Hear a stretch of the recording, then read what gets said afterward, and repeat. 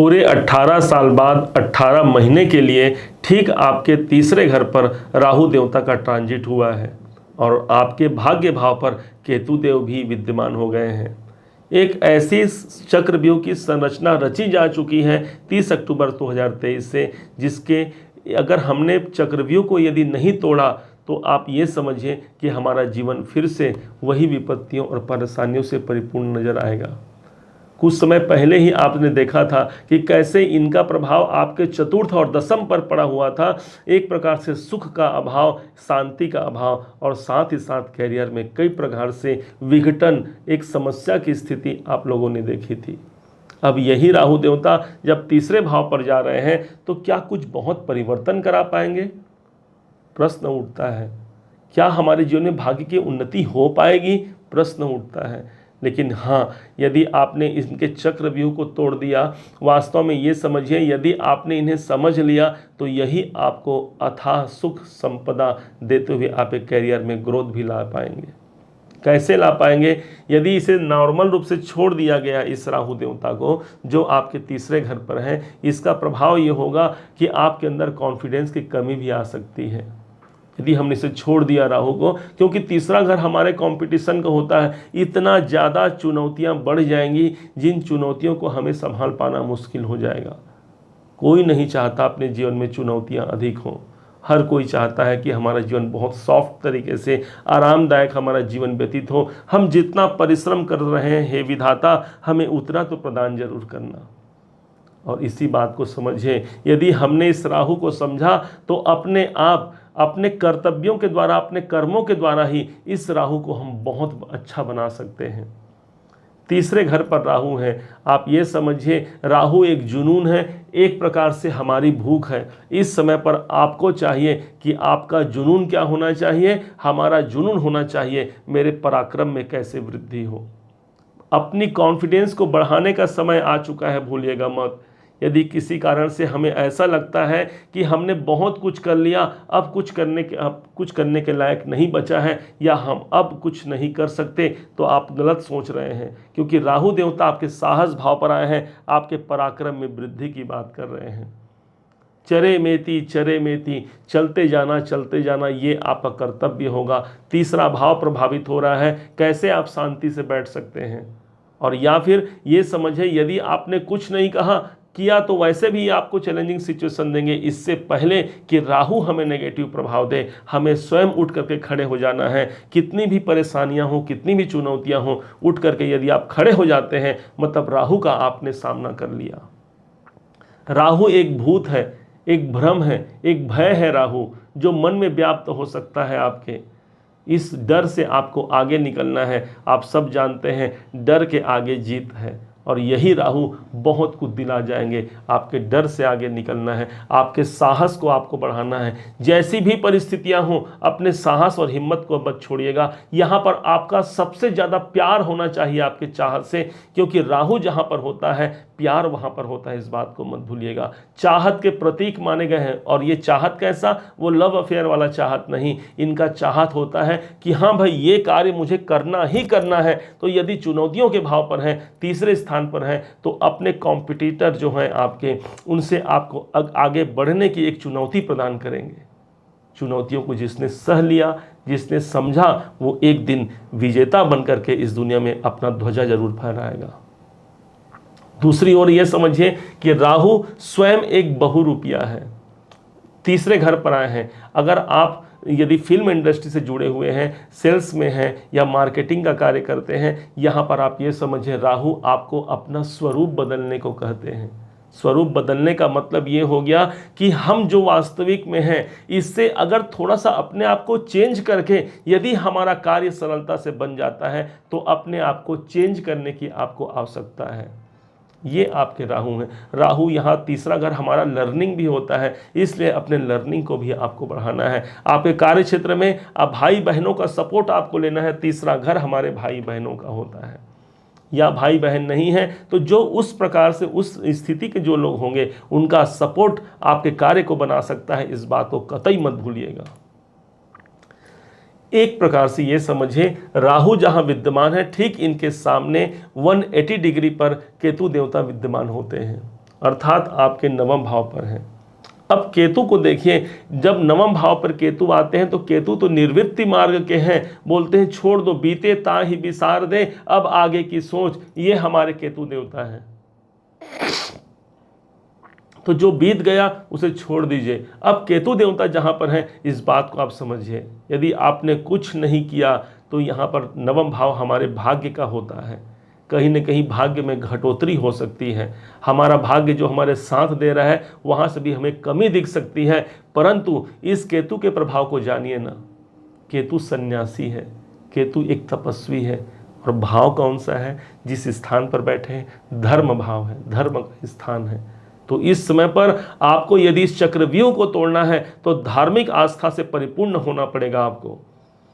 आप यदि पुजारी हैं, पूजा पाठ करते हैं, बहुत अच्छी बात है। इस समय पर मंत्र साधना की बात हो रही है, कोई जाप कीजिए, मंत्र जाप मम दृढ़ विश्वासा, गोस्वामी तुलसीदास जी ने रामायण में लिखा है। उस जाप को कीजिए, उस प्रयास को कीजिए, ईश्वर से अपने आप को जोड़ करके रखिए। ये केतु देवता आपके भाग्य भाव पर बैठे हैं, भाग्य को इतना कुछ प्रदान करेंगे कि आप पूछिए मत। अन्यथा भाग्य भाव पर केतु देवता है, आप ये मानिए कि जब तक आप भाग्य की उन्नति के लिए आप प्रयासरत हैं, केतु देवता आपके काम नहीं करेंगे। जिस समय पर आपको ये लगा कि मैं अपने भाग्य को काम नहीं करूंगा, मैं अपने चैलेंजिंग सिचुएशन को आगे बढ़ाने के लिए, अर्थात मैं संघर्षों को जीने के लिए तैयार हूं, उस समय पर ये केतु देवता आपको अच्छा प्रतिफल देंगे, क्योंकि ठीक राहु यहां पर आगामी विद्यमान है। ध्यान रखिएगा, हम एक पेन का उदाहरण दे रहे हैं। ये पेन आपने देखा है, इस पेन को आपने देखा, ये जो जिसमें हम राइटिंग करते हैं वो हमारे केतु देव हैं, और जो ये ढक्कन है यही राहु है। सारा दिन काम कौन करता है? काम करते हैं हमारे केतु देवता। परंतु जब प्रतिष्ठा और संसार में दिखावा की बात आती है तो ये राहु देवता ऊपर में आ जाते हैं, और ये बस हमने लगा लिया। आपको दिख कौन रहा है? ये ढक्कन दिख रहा है, पेन नहीं दिखाई पड़ रहा है। ठीक इसी प्रकार से राहु सिर है, तो इसलिए आपको दिखेगा क्या? आपको दिखेगा, संसार को दिखेगा आपका, जो आपने जो हिम्मत लगाया है अपने कार्य को आगे बढ़ाने के लिए, चाहे वो आपका कैरियर हो या फिर आपका प्रोफेशन हो, आपके बिजनेस हो, आपके जॉब हो, किसी भी क्षेत्र में आप ये पद यदि पाना है तो आपको कहा गया है इस ढक्कन पर काम कीजिए। ये ढक्कन जो है ये वास्तव में यही एक राहु है जो आपके पराक्रम भाव पर स्थापित हुआ है।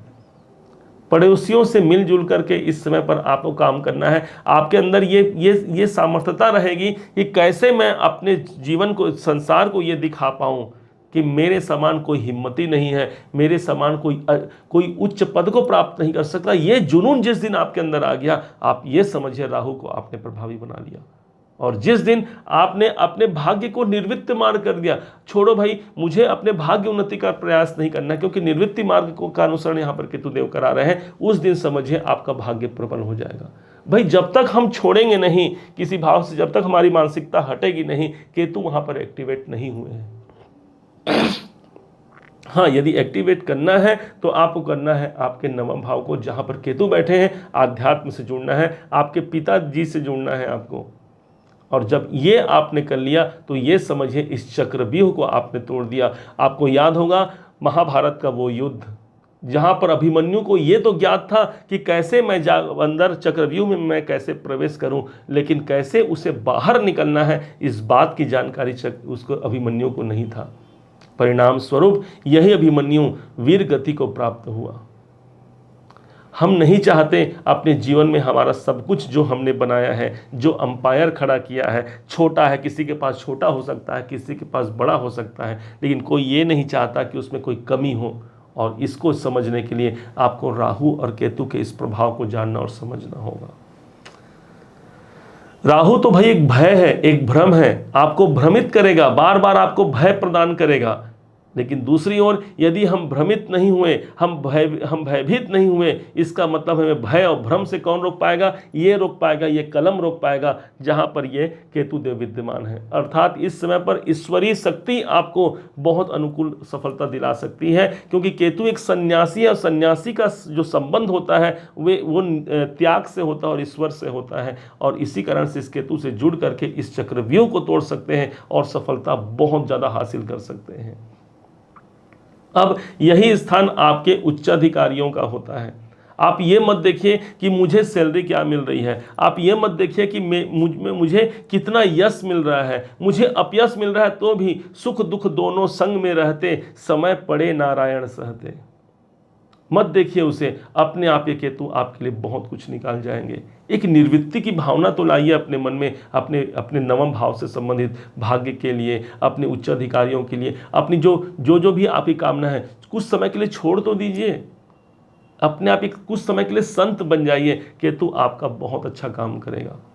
और काम आपको कहाँ करना है? आपको करना है आपके जो भी आपके ड्रीम है, डिज़ायर है, उसकी पूर्ति के लिए जो कुछ भी आपको करते बने वो सब आपने किया, उस सब के लिए आपने मेहनत किया, क्योंकि तीसरा भाव हमारे मेहनत को भी प्रदर्शित करता है। इस समय पर ध्यान रखिएगा, आपके राइटिंग से बहुत काम होने वाला है। क्यों? क्योंकि तीसरा घर हमारा राइटिंग का स्थान होता है, हमारी लिखावट होता है।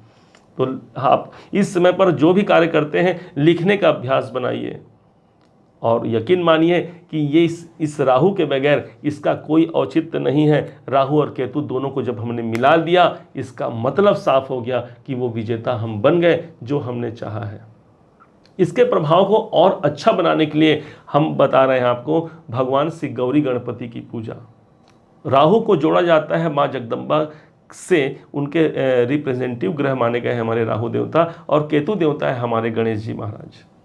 या केतु की उपासना, अगर भगवान श्री गणेश की उपासना की जाए तो केतु ग्रह के नकारात्मक दोष हमें नहीं पड़ते। इसीलिए प्रत्येक पूजन के प्रारंभ में हम क्या करते हैं? भगवान श्री गौरी गणपति की पूजा करते हैं। इसका मतलब यही है कि जो राहु केतु जनित जो पूजन में जो बाधाएं हैं, जो अनुष्ठान चल रहा है, उसमें जो अनावश्यक सी जो बाधाएं आने वाली हैं, हे भगवान, हे गौरी गजानन जी महाराज, हे माँ जगदीश्वरी जगदम्बा मैया, वहाँ पर किसी प्रकार से कोई बाधा ना आए, इसलिए हम राहु केतु जनित बाधाओं से मुक्ति के लिए भगवान श्री गौरी गणपति की पूजा कर सकते हैं। एक गाय का गोबर लाइए और गाय के गोबर में दो पिंडी बना दीजिए, और उस पर आप कुछ कपड़े वगैरह रख करके, पीले कपड़े रख करके उनकी पूजा कीजिए, और प्रत्येक पूर्णिमा को इसे विसर्जित करके फिर से यही क्रम कर लीजिए, और देखिए कैसे इस राहु केतु के प्रभाव को आप बहुत ज़्यादा प्राप्त कर सकते हैं। और फिर से यदि आप गोबर न मिले तो सुपारी जो होता है, पूजा का सुपारी, उसमें मौली धागा, जो लाल धागा हम हाथ में पहनते हैं, इस धागे को लपेटकर उनकी पूजा कर लीजिए। यकीन मानिए ये राहु केतु के चक्रव्यूह को आपने तोड़ दिया और वो सब कुछ प्राप्त कर लिया। जहाँ पर आपके भाग्य की दायरा जहाँ पर समाप्त होती है, उससे आगे भी बढ़ करके आप बहुत कुछ पा सकते हैं, क्योंकि राहु की दृष्टि भाग्य पर पड़ रही है, केतु देव ऑलरेडी भाग्य भाव पर पड़ रहे हैं। राहु को जब भूख लगेगी वो एक चीज मांगेगा आपसे, और वो चीज आपको देना पड़ेगा। कौन है वो? तो देखिए, राहु के पास जो पांचवी दृष्टि है वो उसकी भूख को मिटा सकता है, क्योंकि राहु के पास तो मुख है ना, तो और केतु के पास धड़ है, इसलिए उसकी जो भूख की सामग्री है उसे ला के दे दीजिए। ये राहु आपका अच्छा प्रतिफल देगा। कहाँ से? 1 2 3 4 5 पंचम भाव राहु की भूख होगी, वो दिखेगा। राहु के पास शरीर नहीं है, तो इसलिए वो उसको जहां दिखेगा, उसका पंचम दृष्टि जहां पड़ेगा, उस भाव से संबंधित उसे सामग्री ला करके दे दीजिए। जहां पर सप्तम दृष्टि है वो स्थान है आपके बिजनेस का, आपके कैरियर का। देख लीजिएगा, इस टाइम पर सबसे ज़्यादा जो आप अपने कैरियर और बिजनेस के लिए जो चिंतित हैं, उसके लिए बहुत कुछ निकाल करके लाएंगे। आपका वहाँ पर सबसे ज़्यादा अटेंशन हो जाएगा, क्योंकि राहु जहाँ पर है वहाँ पर चाहत है, और राहु की दृष्टि जहाँ पर होती है वहाँ पर राहु प्राप्त करना चाहते हैं। इस बात को मत भूलिएगा। अर्थात आपको आपके कॉन्फिडेंस के द्वारा आपको कैरियर में वृद्धि भी यहाँ पर राहु 100% दिला रहे हैं। इस बात को कभी मत भूलिएगा। उम्मीद है आप सबने इसे समझा है, आप सबने इसे जाना है। यदि आप इसे समझा है, जाना है, मेरे समझाने का प्रयास यदि आपको सार्थक लगा हो, मेरे समझाने का तरीका यदि आपको सार्थक लगा हो, तो हर बार की भांति इस बार भी अपना प्यार भरा लाइक और कमेंट करना मत भूलिएगा। बहुत मोटिवेशन मिलता है हमें कि हाँ, हमने अच्छा कार्य किया है और आपने उसे सराहा है। और अभी तक यदि आपने चैनल को सब्सक्राइब नहीं किया है, सब्सक्राइब भी कीजिएगा। पुनः एक बार फिर आप सभी का दिवस बहुत मंगलमय हो, इन्हीं शुभकामनाओं के साथ। जय श्री राम।